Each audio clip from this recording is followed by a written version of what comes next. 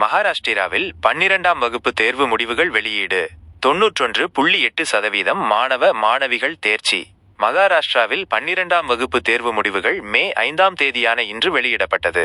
மகாராஷ்டிராவில் HSC எனப்படும் 12ஆம் வகுப்பு பொதுத் தேர்வு கடந்த பிப்ரவரி மாதம் 21ஆம் தேதி முதல் மார்ச் 19ஆம் தேதி வரை மாநிலத்தில் உள்ள 9 மண்டலங்களில் 3000த்திற்கும் அதிகமான தேர்வு மையங்களில் நடத்தப்பட்டது. சுமார் 15,13,909 பேர் பொதுத் தேர்வு எழுதினார்கள். அவர்களில் 8,10,348 மாணவர்களும் 6,94,652 மாணவிகளும் 37 திருநர்களும் ஆவர். இந்த நிலையில் இன்று பொதுத் தேர்வு முடிவுகள் வெளியிடப்பட்டது. மாநில அளவில் 91.88% மாணவ மாணவிகள் தேர்ச்சி பெற்றனர்.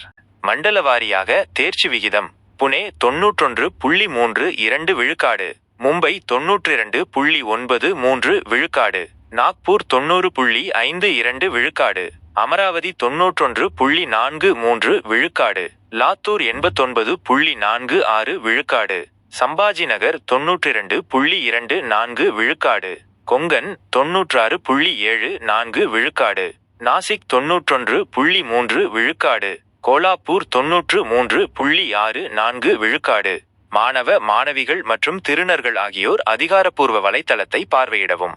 குறிப்பாக mahresult.necu.in இணைப்பு என்ற லிங்கை கிளிக் செய்து உங்களுடைய ரோல் நம்பர் மற்றும் தாயின் முதல் பெயரை உள்ளிடவும். அதன் பின்னர் தேர்வு முடிவை நீங்கள் காண முடியும்.